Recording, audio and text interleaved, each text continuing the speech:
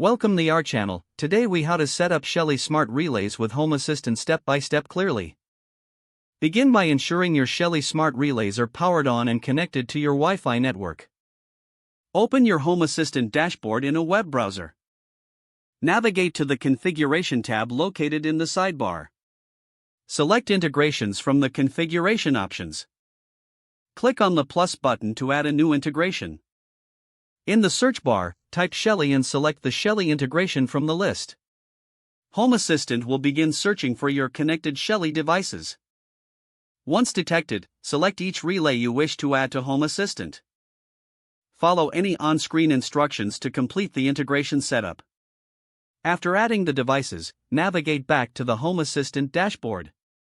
Click on Entities to view the newly added Shelly relays. Test each relay by toggling them on and off from the Entities page. You can create custom automations with these relays now that they are integrated. Access the Automations section from the Configuration tab. Click on Add Automation to start building a new automation.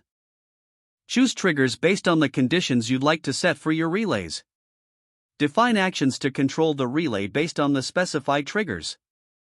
Save your automation and verify its functionality. All relays should now be operational within your Home Assistant setup. If the page does not load, refresh the browser or try again in a private or incognito window.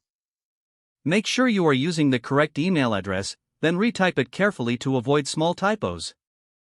If your password is not accepted, use the reset option and create a new strong password you can remember. Check your spam folder for verification or security emails, then complete any requested confirmation steps. Enable two-factor authentication if available to improve account security and reduce unauthorized access risk. After signing in, review your profile details so your contact information and settings are accurate and current. If you see an error message, note it down and try again after restarting your device and internet connection.